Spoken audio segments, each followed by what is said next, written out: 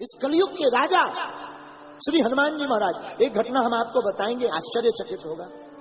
मध्य प्रदेश में एक जिला है पन्ना।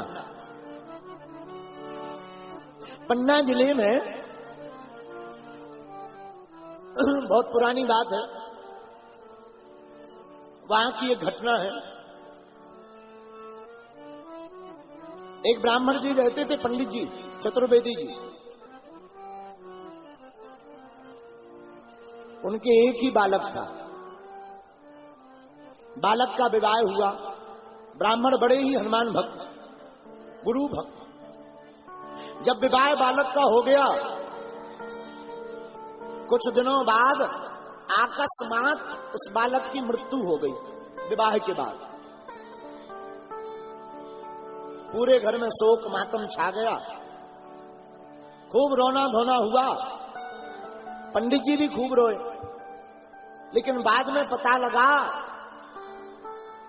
कि बालक तो खत्म हो गया, पर बहुरानी गर्भवती है। अब तो भगवान से वो प्रार्थना करने लगे कि हे हनुमान जी महाराज, बालक तो चला ही गया, अब आपकी कृपा हो जावे। यही बालक जो हमारा बेटा मरा है, वही बहू की कोख से लौट कर आ जावे।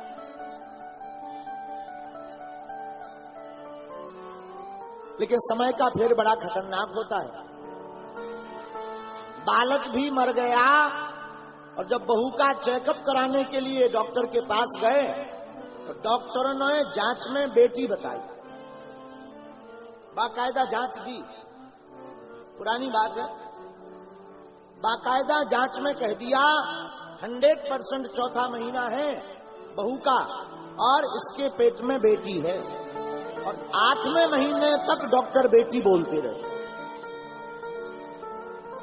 उसी समय में एक महात्मा पन्ना जिले के पास में रहते थे,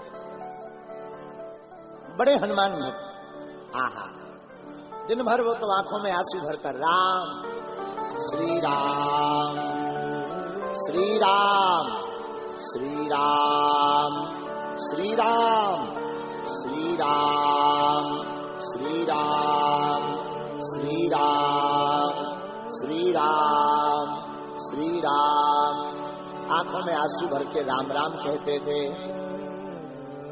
चौबे जी पूरा परिवार 2-4 दिन में रोज जावे उनके पास, हाथ जोड़ के कहे महाराज बालक तो चला गया, अब तो बहू के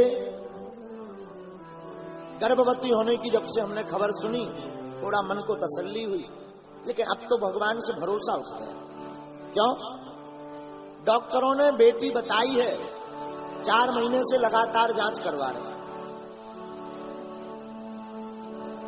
महात्मा जी बैठे हुए थे मौज में, बैठे बैठे बोले पंडित जी जाके हनुमान जी को सुनाया, और ये जो तुम जांचों की फाइल लिए हो ना, हनुमान जी के पास रखे आओ, बस इतना करे आओ।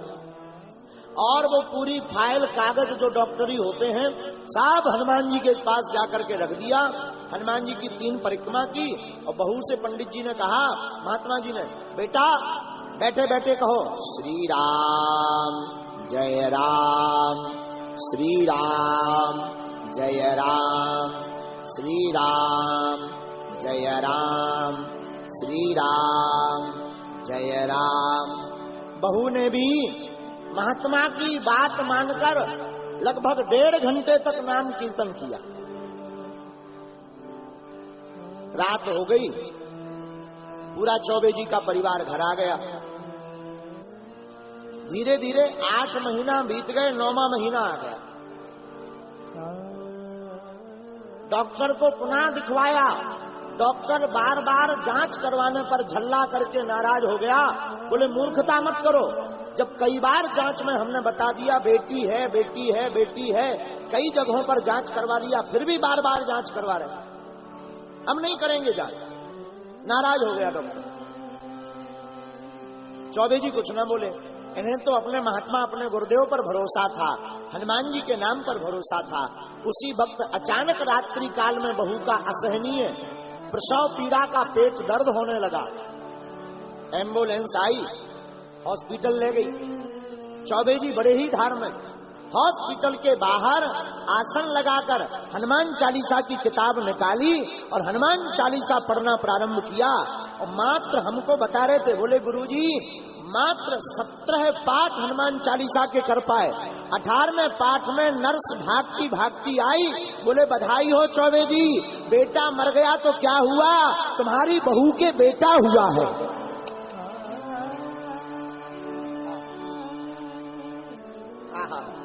इतना सुनते ही उनकी आंखों से झरझर आंसू आ। हनुमान जी महाराज का नाम लेकर के जय हो हनुमान जी, जय हो बालाजी, और दोनों हाथ उठा करके उछल कूद करके और डॉक्टर के पास वो जांच की फाइल लेकर गए। लो डॉक्टर साहब, तुम्हारी पढ़ाई लिखाई सब चूल्हे में चली गई हमारे सुपर डॉक्टर हनुमान जी के सामने। तो मेरे प्रिय पागलों, छत्रपति संभाजी नगर के लोगों, हम हनुमान चालीसा की कथा सुनाकर आपको यही बताना चाह रहे थे, भैया जो भाग्य में है वो तो मिलना ही है, पर जो भी सनातनी हिंदू हनुमान चालीसा का पाठ करेगा, हनुमान चालीसा पर भरोसा रखेगा, उस सनातनी वैदिक धर्म मानने वाले व्यक्ति को वह भी प्राप्त होगा जो तुम्हारे भाग्य में नहीं होगा।